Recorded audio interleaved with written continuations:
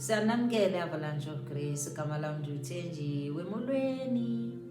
Sifuna incwadi kaDeuteronomy namhlanje sifunda isahluko sama-30 ivesi 19. Ndinqinisisa amazulu nehlabathi namhlangani, ndibeke phambi kwenu ubomi nokufa, intsikelelo nesiqalekiso.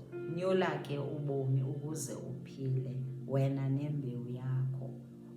20 Ukuba umthande uYehova uThixo wakho, uliphulaphule ilizwi lakhe, unamathele kuye ngokuba bubomi bakho nokolulwa kweemini zakho, ukuze uhlale emhlabeni lowo awafunga uYehova kuyihlobo ka-Abraham noIsaka noYakobi ukuba wobanika. uYehova apha wayethetha namaSirayeli. Namhlanje eli lizwi liza kumnawe, lizosivula amehlo kwiintsuku zokugqibela. Kwezi end times asiyekeni ukubhampula sibe singapha sibe singapha. Bakhe sikhetheni ukulandela uYehova ka-Abraham noIsaka noYakobi. Sime kuye kunjenje, simamele umthetho wakhe, simamele into ayithethayo ilizwi lakhe. Uthi kuvesi 19, ndibeke ubomi nokufa, ndibeke intsikelelo, ndibeke iziqalekiso. Uthi khethani ke ubomi. Ubomi buhamba neentsikelelo ke. Xa singakhethanga yena uYehova uThixo wemikhosi, uThixo Abraham, sikhetha abanye oothixo, sizifaka kuphi? Sizifaka kwiziqalekiso.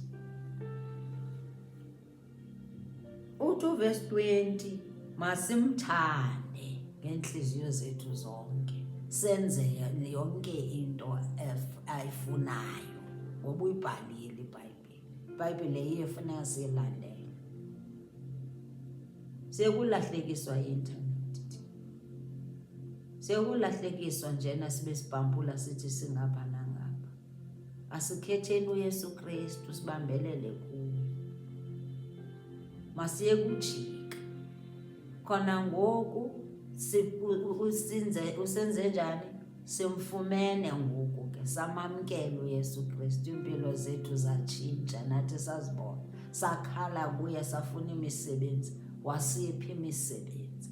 Ngoku into eyenzekayo, sithatha ezaa mali uDisemba ngoku, sithatha ezaa mali sihamba siyokwenzela izinyanya imisebenzi, senze ii-rituals, si-excited njengezinyanya. Izinyanya ezingazange zisinike imisebenzi. Sisinika njani imisebenzi izinyanya ezingazange zisinike imisebenzi bephile? Bazawuthi ngokuba ubhubha basinike imisebenzi na? Ngabuza. Yenzeka kanjani loo nto leyo? Masiyekeni ukuqhandwa, masiyekeni ukuba sibe mbaxa, sithi singapha sibe singapha. Masinikeni imali zethu maziye kulaa altara esinike imisebenzi, laa altara esinike ubomi, le ekuthiwe masiyikhethe uYehova. Uthe masikhethe ubomi, singakhethi ukufa. Masivuleke nyani ngoku, asibe ne-teachable spirit ngoku, masifundisekeni. Suthatha wena ngoku awusayazi ngoku ukuthi ufanele uyokwenza umbulelo wakho mawubeke kwiphi i-altari. Awuyazi ngoku i-altari yakunceda yatshintsha ubomi bakho. So uthatha ngoku imali uyokwenza ama-rituals nemali yakho. Xa sowuphela ngoku umsebenzi uzothini? Xa uphela ngoku Jesus this, Jesus that, kanti uyawathini? Uyawathatha imali wena oyibeka kwi-altara erongo. Masincedeni, masivulekeni indlebe.